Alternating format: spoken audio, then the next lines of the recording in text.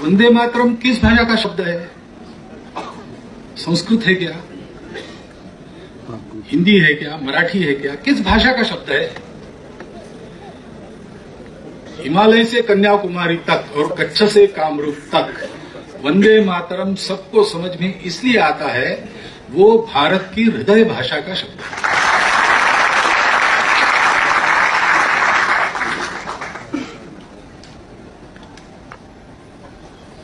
सृष्टि निर्मिति में ऐसा कहते हैं कि प्रथम ओंकार है, प्रणव है। ऐसे भारत में भारत के उत्थान का पहला शब्द यही होता है, यही उसका प्रणव है, यही ओंकार है, वंदे मातरम। क्योंकि भारत के नाते भारत जो कुछ है उसका कारण ये माता है, मातृभूमि है। भारत देश क्या है? दुनिया के नक्शे पर रेखाओं से अलग निकाली हुई कोई भूमि मात्र है क्या? भारत देश एक स्वभाव का नाम है। उस स्वभाव को लोग देखते हैं, वैसा स्वभाव दुनिया में अन्यत्र कहीं नहीं मिलता। सारी दुनिया ये कहती है कि एक होने के लिए एक सा होना चाहिए। भारत कहता है कि एक सा होने की आवश्यकता नहीं, विविध होकर भी एक रह सकते हैं, क्योंकि एकता का ही रूप विविधता है। अब ये एक अनोखा भारत का स्वभाव है जिससे भारत पहचाना जाता है। भारत यानी अनेक भाषा बोली, 3800 है ऐसा कहते हैं सब मिलाकर। भारत यानी अनेक देवी देवता, 33 करोड़ पहले से थे, नए नए आते रहे। दुनिया के लोग कहते हैं कि एक सा होना चाहिए, यूनिफॉर्मिटी होनी चाहिए, लेकिन दुनिया इतनी बड़ी है कि हो नहीं सकती, इसलिए विविधता को सहन करो, टॉलरेंस। भारत में कहते हैं सहन करने की जरूरत नहीं, विविधता तो को स्वीकार करो। ये विविधता को स्वीकार करने वाले सब लोग अलग अलग राज्यों में भी रहे, अलग अलग राजा रहे, और राज्य भी एक प्रकार के नहीं थे। तो मंत्र पुष्पांजलि में साम्राज्यम, भौज्यम, स्वराज्यम, वैराज्यम, पारमेष्ठ्यम, राज्यम, महाराज्यम, आधिपत्य, समंत पर्यायी, इतने प्रकार मिलते हैं भारत में राज्य करने के उस समय के राजाओं। ऐसा होने के बाद भी सब लोगों का मिलकर एक नाम है भारत। क्यों? इसका कारण ही मातृभूमि है। जिनसे जिनसे हमको कुछ मिलता है जीवन के लिए, उनकी कृतज्ञता हम व्यक्त करते हैं। ये माता है, नदी माता है, गौ माता है, तुलसी माता है, भूमि तो इन सबको देने वाली माता है। माता भूमि, पुत्रो हम पृथ्वी।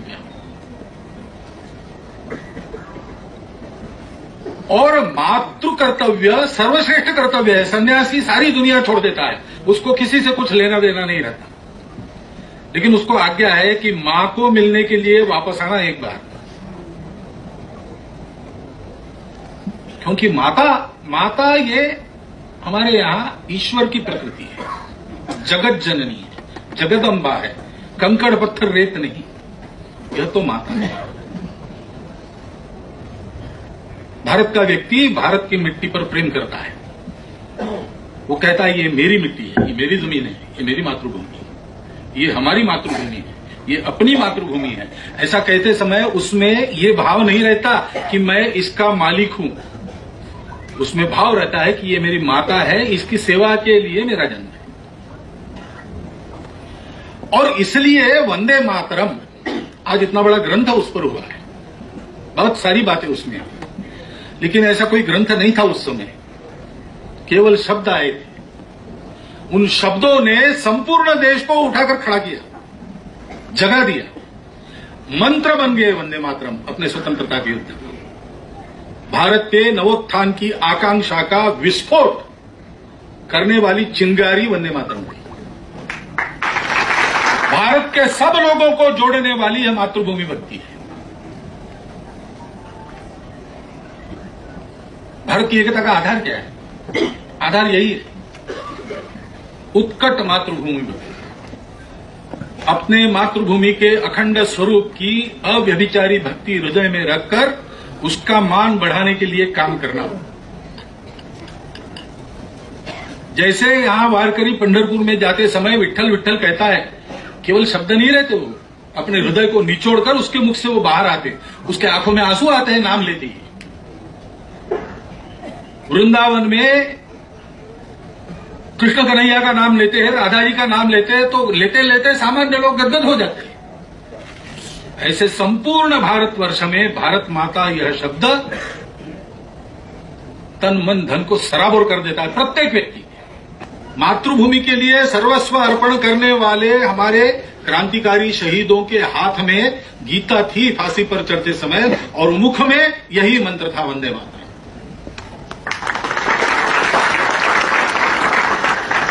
देश के लिए आंखों में तेल डालकर सीमाओं का पहरा देने वाले, और आक्रमण होता है तब शत्रु को अपनी जान जोखिम में डालकर भगा देने वाले हमारे विजयी वीरों का जयघोष यही है, वंदे मातरम। स्वतंत्रता के लिए जितनी अपनी शक्ति है उतने लेकर जैसा अपने को बनता है वैसा प्रयास करने वाले सभी लोग इससे ही प्रेरित हुए।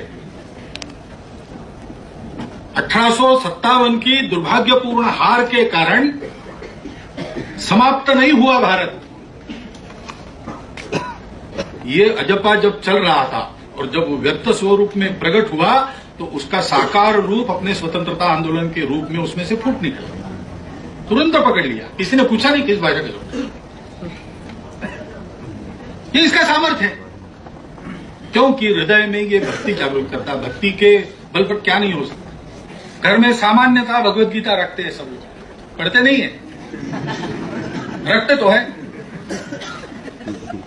रोज नहीं पढ़नी है तो भी घर में रखते हैं।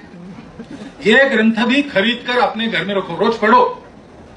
लेकिन आपको लगेगा नहीं भाई अपने से पढ़ना उड़ना होता न, कोई बात नहीं, आप अपने घर में रखो। आप नहीं तो आपके घर की नई पीढ़ी पढ़ेगी, आपसे अच्छी बनेगी। ऐसा एक ग्रंथ है, ये जानकारी पहुंचनी चाहिए। जैसा कहा गया कि इस ग्रंथ के विषय की, इस ग्रंथ के साथ समाप्ति नहीं होती, और बहुत बातें, और बहुत ढंग से इसको देखा जाना है, उसका प्रयास होना है। ऐसा प्रयास होने की प्रेरणा भी यह संग्रह देता है।